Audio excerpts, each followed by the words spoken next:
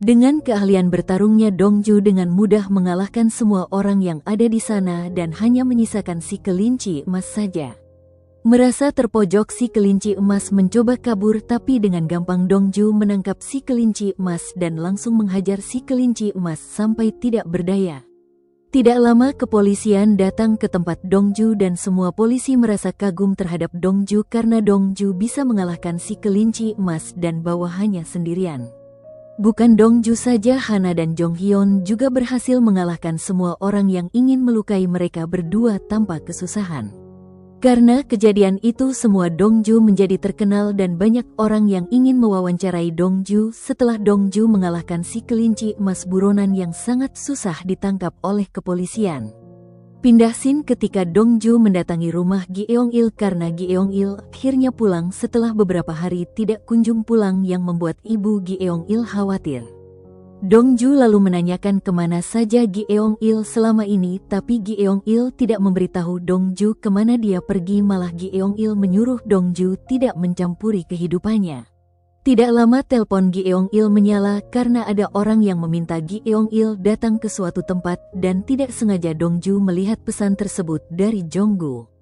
Sebelum pergi Dongju mencoba menghentikan Gi Eong-il untuk tidak pergi, namun semua itu tidak didengar oleh Gi Eong-il dan Gi Eong-il tetap memilih pergi untuk menemui Jonggu. Keesokan harinya di kantor Mensik membuat tim di mana tim tersebut berisi Dongju, Hana dan juga Jae Hong. Sebenarnya ada satu orang lagi dalam tim tersebut yaitu Jonghyun, namun sayangnya Jonghyun belum bisa masuk ke tim tersebut karena Jonghyun tidak tertarik masuk ke tim yang dibuat Mensik. Baru saja membuat tim Mensik dan yang lainnya dibuat aneh akibat kasus si kelinci emas yang sedang mereka selidiki tiba-tiba diambil alih oleh tim lain dengan alasan suruhan dari komisaris. Bukan hanya itu saja, tim yang dibuat Mensik dilarang menginterogasi si kelinci emas, lantas Mensik mengetahui ada yang ingin mencoba membebaskan si kelinci emas dari kantor polisi. Setelah itu tim Mensik dipanggil oleh komisaris untuk mendatangi acara yang telah dibuat oleh dirinya, di mana di sana komisaris mencari muka dari kasus Dongju yang telah menangkap si kelinci emas. Di depan reporter komisaris berbicara jika dirinya lah yang selama ini mengajari Dongju dan Hana bisa menjadi sehebat sekarang.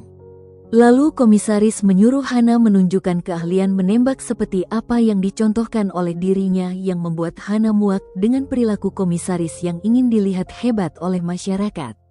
Bukannya menuruti apa yang dikatakan komisaris, Hana malah menembak komisaris di depan semua orang saking muaknya Hana dengan perilaku komisaris yang ingin menaikkan citranya.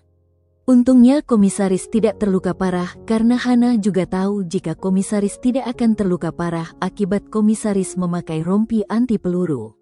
Setelah kejadian itu komisaris kembali membuat kebohongan di depan wartawan jika kejadian dia ditembak oleh Hana semua itu adalah rencananya karena dirinya tahu jika rompi anti peluru yang dibuat oleh kepolisian sangat kuat. Dirinya rela menjadi uji coba untuk rompi peluru tersebut karena komisaris tidak ingin membuat orang lain terluka. Walau begitu komisaris menyuruh bawahannya untuk memecat Hana, untungnya Mensik dan Jonghyun bisa menenangkan komisaris agar tidak memecat Hana. Tahu dengan akibat yang telah Hana lakukan, Hana memilih untuk keluar dari kantor polisi walau Jonghyun memberitahu Hana jika komisaris memberi Hana kesempatan untuk tetap kerja di kantor polisi, namun Hana tetap ingin keluar dari kantor polisi akibat kesal terhadap perlakuan komisaris terhadap Hana selama ini. Jonghyun pun tidak bisa berbuat apapun karena Jonghyun tahu apa yang dikatakan Hana barusan terhadapnya sudah pilihan dari Hana. Setelah Jonghyun gagal untuk membujuk Hana bekerja kembali di kantor polisi, datang Dongju yang juga mencoba membujuk Hana untuk bekerja kembali di kepolisian. Sayangnya hasilnya sama saja, Hana tetap tidak ingin bekerja di kepolisian dan juga menyuruh Dongju agar tidak menyukainya lagi karena Hana tidak menyukai Dongju. Mendengar semua itu Dongju malah mengatakan jika walau Hana tidak menyukainya sekarang, namun Dongju yakin suatu saat nanti Hana akan menyukainya. Hana lalu menjawab jika sampai kapanpun dirinya tidak akan pernah menyukai Dongju. Lalu Hana pergi meninggalkan Dongju yang terlihat sakit hati dengan perkataan Hana. Tapi terlihat jelas setelah pergi Hana seperti menyesal telah mengatakan semua itu, entah apa yang sebenarnya terjadi atau mungkin Hana juga menyukai Dongju selama ini.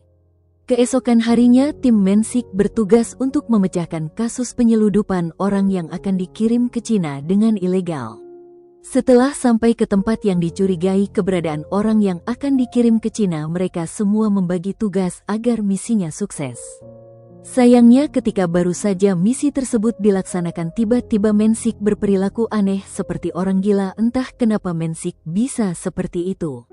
Karena sikap Mensik yang aneh, mereka semua diketahui oleh orang yang ingin tim Mensik tangkap dan semua orang yang sedang bersembunyi di gedung tersebut berhamburan untuk melarikan diri.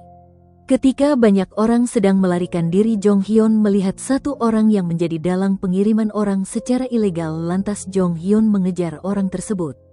Setelah sekian lama mengejar orang tersebut terpojok dan Jong Hyun dengan gampang membuat orang tersebut tidak berdaya. Sayangnya ketika Jong Hyun akan menangkapnya, tiba-tiba Jong Hyun ketakutan setelah melihat ujung paku yang ditodongkan orang yang ingin Jong Hyun tangkap.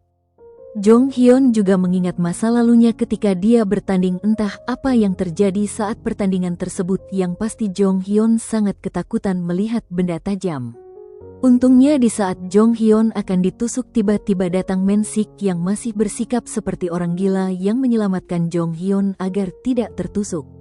Namun walau Jong Hyun tidak terluka, Mensiklah yang terluka karena tertusuk paku dan si penusuk juga langsung kabur dari kejaran tim Mensik.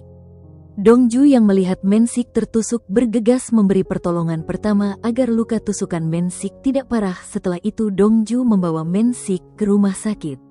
Di rumah sakit Mensik siuman dan bertanya terhadap dokter kenapa dia bisa ada di rumah sakit. Lalu dokter memberitahu Mensik jika Mensik terluka, tapi untungnya Dongju menolong Mensik. Dongju bahkan membawa Mensik di atas troli selama 30 menit karena tidak ada ambulan yang bisa datang ke tempat Mensik terluka, dan jika bukan apa yang dilakukan Dongju, mungkin luka tusukan Mensik sekarang akan mengalami pendarahan. Mensik lantas terharu dan menangis karena Dongju telah menyelamatkan hidupnya.